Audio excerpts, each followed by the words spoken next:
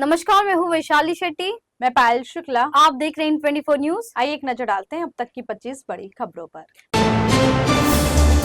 नागपुर और संभाजी नगर में रामनवमी पर निकाली गई शोभा यात्रा, उसमें मुस्लिम सेवा समिति के लोगों ने पूरे जोशो खरोश के साथ की शिरकत। यात्रा में शामिल लोगों के सम्मान के साथ मुस्लिम सेवा समिति के लोगों ने की जल सेवा। मुंबई के बांद्रा इलाके में एक दिल दहला देने वाली घटना आई सामने, जहां एक बेटे ने चाकू से हमला कर अपने पिता को उतारा मौत के घाट। बीकेसी पुलिस ने आरोपी बेटे नरसिम्हा मंगोड़ा को किया गिरफ्तार और मामले की जांच की शुरू। मुंबई के नालों में नहीं बहेगा पानी, बीएमसी ने राष्ट्रीय हरित अधिकरण के आदेश पर कार्रवाई करते हुए पश्चिमी उपनगरों के 6 नालों में कचरा रोकने वाले फ्लोटिंग जाल लगाने का किया फैसला। महाराष्ट्र के छत्रपति संभाजी नगर के चिकलठाणा एयरपोर्ट पर बीती रात इंडिगो एयरलाइंस की एक फ्लाइट की कराई गई इमरजेंसी लैंडिंग। विमान में सवार बुजुर्ग महिला की तबीयत बिगड़ने के बाद की गई यह आपात लैंडिंग। हालांकि डॉक्टर ने महिला को किया मृत घोषित। महाराष्ट्र के कृषि मंत्री माणिकराव कोकाटे ने किसानों को लेकर दिया एक बयान। उन्होंने कहा, सरकार किसान का करती है कर्ज माफ, किसान उस राशि को शादी ब्याह में करते हैं खर्च। इस बयान को लेकर विपक्ष ने उन्हें घेरा। वक्फ संशोधन बिल को लेकर उद्धव ठाकरे का बयान, कहा वक्फ के बाद अब ईसाई जैन हिंदू मंदिरों की जमीन पर है बीजेपी की नजर, सबको होना चाहिए सतर्क और सावधान। कृषि मंत्री माणिकराव कोकाटे के बयान से गरमाई सियासत। प्रदेश के राजस्व मंत्री चंद्रशेखर बावनकुले ने कहा, आपदा में किसानों को नुकसान की भरपाई देने की जिम्मेदारी है सरकार की। कोकाटे को किसानों के जख्मों पर नहीं छिड़कना चाहिए नमक। मैं कोकाटे के बयान को लेकर किसानों से मांगता हूं माफी। महाराष्ट्र के लातूर में पुलिस से बचने के लिए नाले में छिप गया चोर। पुलिस कर्मियों ने आरोपी को पकड़ने के बाद उसे वॉश सेंटर ले गए, जहां पानी से नहलाकर उसे किया साफ और फिर जेल में किया बंद। घटना का वीडियो आया सामने। मनसे प्रमुख राज ठाकरे ने गुड़ी पड़वा के दिन मी मराठी अभियान किया शुरू। हालांकि मनसे प्रमुख का मराठी भाषा और पहचान की राजनीति को लेकर ये नया अभियान ज्यादा दिन नहीं चला। इसे कई तरफ से भारी विरोध का करना पड़ा सामना, जिसके चलते उन्होंने इस कैंपेन को लिया वापस। मुंबई में 10 अप्रैल से पानी के टैंकर सेवाएं कर दी जाएगी बंद। मुंबई वाटर टैंकर एसोसिएशन ने लिया यह निर्णय।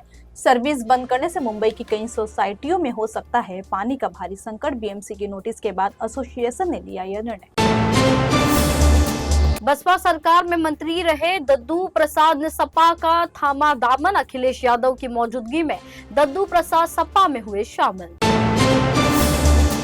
14 से लेकर 25 अप्रैल तक बीजेपी चलाएगी बाबा साहेब आम्बेडकर स्वाभिमान अभियान। इसको लेकर 8 अप्रैल को दिल्ली में बीजेपी मुख्यालय में एक कार्यशाला का किया जाएगा आयोजन। बीजेपी अध्यक्ष जेपी नड्डा कार्यशाला को करेंगे संबोधित। इसमें केंद्रीय गृह मंत्री अमित शाह भी हो सकते हैं शामिल। कार्यशाला में बीजेपी के कई महामंत्री और पदाधिकारी रहेंगे शामिल।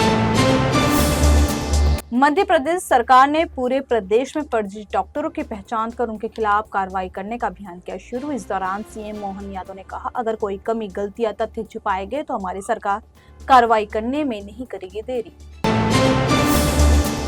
3 दिन के जम्मू कश्मीर के दौरे पर है केंद्रीय गृह मंत्री अमित शाह। इस दौरान गृह मंत्री ने कठुआ जिले में अंतर्राष्ट्रीय बीएसएफ की सीमा चौकी का किया दौरा और जमीनी हालात का लिया जायजा।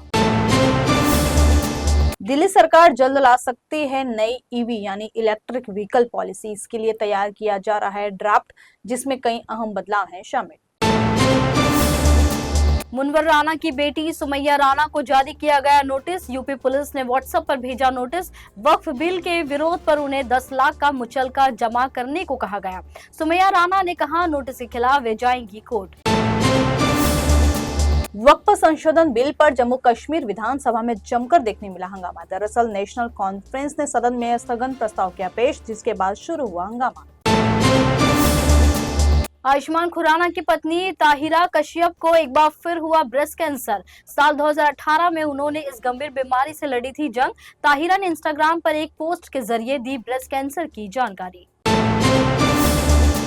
पश्चिम बंगाल की मुख्यमंत्री ममता बनर्जी ने 25,752 नौकरी गंवाने वाले टीचर्स की मुलाकात। इस दौरान सीएम ने कहा, पर्दे के पीछे चल रहा है बड़ा खेल, वो हमारे एजुकेशन सिस्टम को नष्ट करने की कर रहे हैं कोशिश। इस दौरान सीएम ने कहा, मैं सबके लिए रहूंगी खड़ी। सुप्रीम कोर्ट ने यूपी सरकार पर की बड़ी टिप्पणी। शीर्ष अदालत ने कहा, यूपी में सिविल मुकदमों को आपराधिक मामलों में बदला जा रहा। उन्होंने कहा, जो हो रहा है वे है गलत। सीजेआई ने कहा, यूपी में अब ऐसा केस आया तो पुलिस पर लगाया जाएगा जुर्माना। बीजेपी नेता किरीट सोमैया को मिली खुलेआम धमकी। ख्वाजा गरीब नवाज फाउंडेशन ने उन्हें दी यह धमकी। किरीट सोमैया ने इसके खिलाफ पुलिस में एफआईआर करवाई दर्ज। समाजवादी पार्टी के नेता विनय शंकर तिवारी के ठिकानों पर ईडी ने की बड़ी कार्रवाई। इस दौरान गंगोत्री एंटरप्राइजेस से जुड़े कई स्थानों पर की गई छापेमारी। 1500 करोड़ रुपए के बैंक लोन घोटाले की जांच के सिलसिले में मारा गया ये छापा। भारतीय शेयर बाजार में देखने मिला जबरदस्त गिरावट। बाजार खुलते ही सेंसेक्स और निफ्टी दोनों हुए धड़ाम। सेंसेक्स 3000 अंक से ज्यादा टूटकर और निफ्टी 1000 अंक गिरकर खुला। ट्रंप टैरिफ का असर अब भारत पर भी देखने मिला। सरकार ने सोमवार को पेट्रोल और डीजल पर की 2-2 रुपए प्रति लीटर की बढ़ोतरी। वैश्विक तेल कीमतों में जारी उतार चढ़ाव और ट्रंप प्रशासन की ओर से जवाबी टैरिफ के ऐलान के बीच लिया गया ये फैसला। देश और दुनिया की तमाम बड़ी खबरों को देखने के लिए देखते रहिए N24 न्यूज। साथ ही N24 न्यूज के social media platform YouTube, Instagram और फेसबुक को लाइक, सब्सक्राइब और शेयर करना ना भूलें।